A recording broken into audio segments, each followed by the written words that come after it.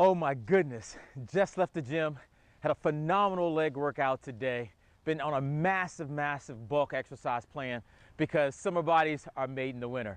And because February is American Heart Month, it's important as leaders that we get it in.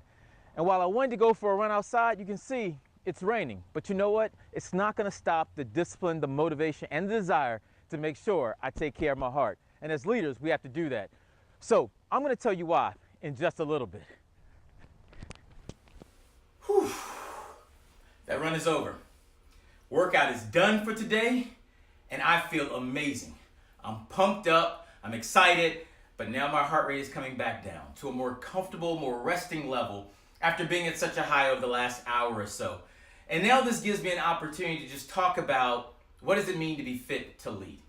And I can name at least 15 individuals who were leaders in their industry who we lost way too early for various health reasons, but for the most part, because of cardiovascular disease.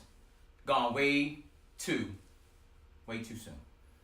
So with February being American Heart Month, this is our opportunity to really talk about taking care of ourselves in order to take care of others. That's what leaders we do. We put so many things and people before ourselves that at the end of the day, we come back and think about it, we don't have anything else to give to ourselves, but we have to change that. We have to think about what does it mean to take care of ourselves, not just mentally and emotionally and spiritually, but also physically. And so yes, it involves working out. And so folks will ask me all the time, look, it seems like you work out a lot. I work out once a day, sometimes twice a day, depending on my schedule. But the reality is I get it in. I'm asked, when's the best time to work out? The reality is there is no best time to work out. Whenever you can get it in is when you get it in.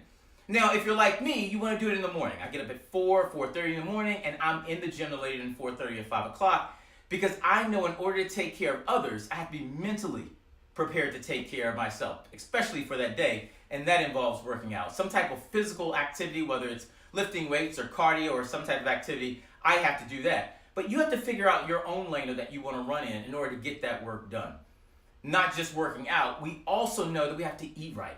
And so when we think about our diet, some folks will say to me, look, it doesn't like you pig out at all. Yes, I do. As a matter of fact, I'm going to have me a slice of pizza right after this, but it's a slice of pizza. It's not a pizza. If I want ice cream, I'll have ice cream. I won't have a whole quart of ice cream, but I'll have ice cream. You can have whatever you want to have to eat. It's all about moderation. But fruits and vegetables, that's extremely important, along with lean meat, to make sure that you're hitting your dietary needs so that not only are you working out and doing that well, but you're also eating healthy.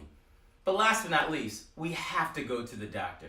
Yearly in December, I get my annual checkup where I'm looking at my blood pressure, my cholesterol. I'm monitoring any effects that whatever type of daily stress might be having on my heart, because it runs in my family as it does in most African American families where, half of African Americans have some type of cardiovascular disease. And we start thinking about stroke because the data are clear. We start thinking about stroke. Stroke's the number 5 killer among Americans in our country. And that means it's going to claim the life of over 130,000 people just this year alone. And when we think about women deaths in 2019, over half will be due to heart disease. And when we think about that startling number, over half, that's more than all types of cancers combined. Folks, the data are clear. We have to take care of ourselves. So going to the doctor is extremely important. Getting that blood work, getting those labs run so we know where we stand, especially if things run in our family. But even if it doesn't run in our family, day-to-day life can get to us. And so we have to make sure we're staying in tip-top shape, in tip-top condition. But last but not least, we have to sometimes learn just to say no. Now, I know this is hard. It's hard even for me. But if we don't learn to say no, we start looking at ourselves and looking at that to-do list. You know all about that to-do list. We recognize that 20, 25, 30 things to do, that's not sustainable. It's not reasonable. And more than likely, out of the 25 to 30 things we have to do, it doesn't involve us taking care of ourselves. So with America Heart Month being this month, the month of February, let's challenge each other to take care of ourselves first.